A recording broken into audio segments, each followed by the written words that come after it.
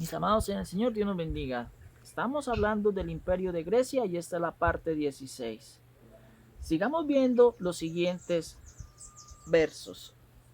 Veamos Levítico capítulo 20, versículo 1. Habló Jehová a Moisés diciendo, versículo 2, dirás así mismo a los hijos de Israel, cualquier varón de los hijos de Israel o de los extranjeros que moran en Israel, que ofreciere a alguno de sus hijos a Moló, de seguro morirá.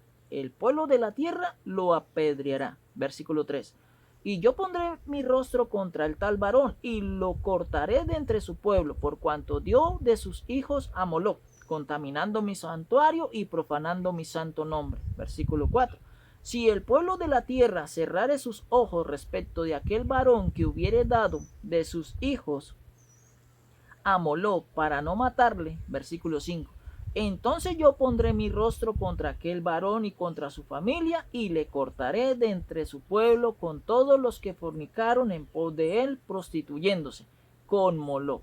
Segundo libro de Reyes, capítulo 23, versículo 10 dice, asimismo profanó a Tofé, que está en el valle del hijo de Hinón, para que ninguno pasase su hijo o su hija por fuego a Moló. Jeremías capítulo 32, versículo 35 dice, y edificaron lugares altos a Baal, los cuales están en el valle del hijo de Hinón, para hacer pasar por el fuego sus hijos y sus hijas a Moló, lo cual no les mandé ni me vino al pensamiento que hiciesen esta abominación para hacer pecar a Judá. Veamos. Ni siquiera a Dios le pasa por el pensamiento en mandar a un ser, un alma al fuego.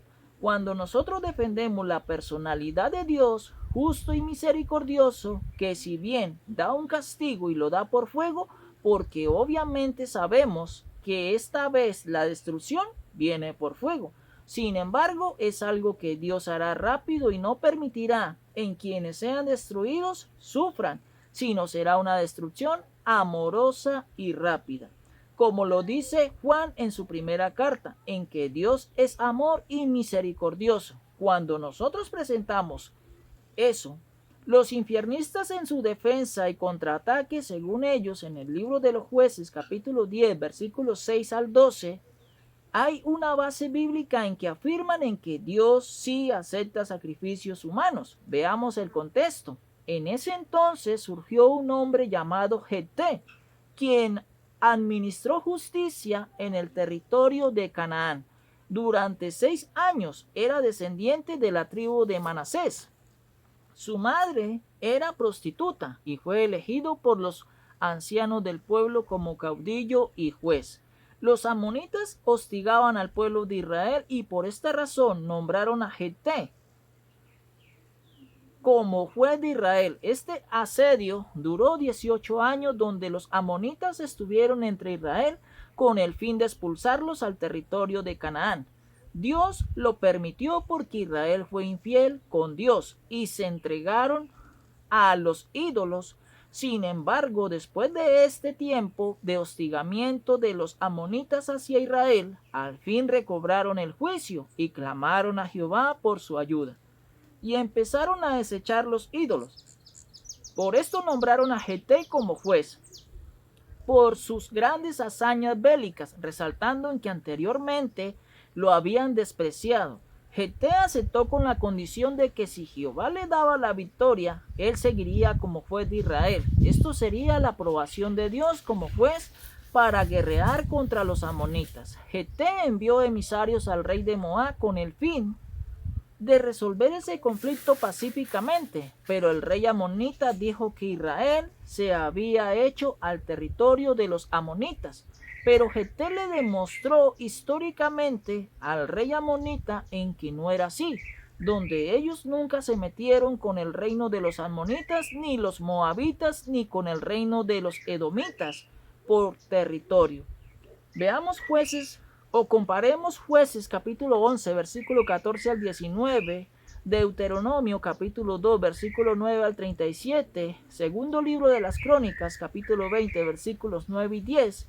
Así Jeté le demostró al rey amonita en que ellos nunca invadieron el territorio. El rey amonita nunca tuvo el dominio del territorio, porque quienes estaban eran los amorreos caninitas. Sehón era el rey de los amorreos, y este cayó en manos de Israel cuando Israel conquistó la tierra. Veamos la importancia de esto, donde Dios le dice al pueblo en que no se metan con Amón. Este Amón nunca cuestionó la legalidad de Israel como parte del territorio. Antes de este rey, nadie puso en tela de juicio en que Israel fuera el legítimo dueño del territorio de Israel. Eso ocurrió como por 300 años. Y en Jueces capítulo 11, versículo 14 al 19, allí está la confrontación. Sin embargo, este rey amonita no quiso aceptar, y a Jefté no le quedó más de otra. Con la ayuda de Dios fueron a guerra contra los amonitas. Antes de ir a la batalla, Jefté hace un voto con Dios. Está en Jueces capítulo 11, versículo 30. Y Jefté hizo voto a Jehová diciendo: si entregares a los amonitas en mis manos, versículo 31, cualquiera que saliere de las puertas de mi casa a recibirme, cuando regrese victorioso de los amonitas, será de Jehová, y lo ofreceré en holocausto. Ese fue el voto que hizo Jefté con Dios. Así Jefté batalló contra los amonitas, y Jehová le dio la victoria, y volvió a su casa. Y la primera persona que salió a recibirle fue su hija. Veamos Jueces capítulo 11, versículo 34. Entonces volvió Jefté a Mizpa, a su casa, y he aquí su hija, que salía a recibirle con panderos y danzas, y ella era sola, su hija única.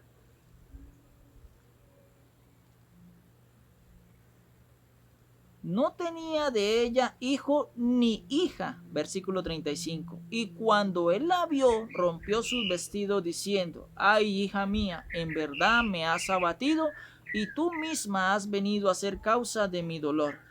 Porque le he dado palabra a Jehová, y no podré retractarme. Ahora Jefté debía cumplirle, y los defensores del infierno, quienes dicen que Dios castiga con fuego y que acepta ofrendas humanas, aseguran en que Dios se goza en recibir ofrendas humanas y que por eso usa el infierno como castigo. Ahora nosotros, que lo defendemos, tenemos que preguntarnos: ¿acaso es Jehová un Dios mentiroso? Porque prohíbe las ofrendas quemadas de víctimas humanas, del no sacrificar hijos en un altar de un Dios falso, y ahora con Jefté estaría recibiendo un sacrificio humano. Si es así, sería un mentiroso. ¿Acaso sería Jehová un Dios infiel? Si después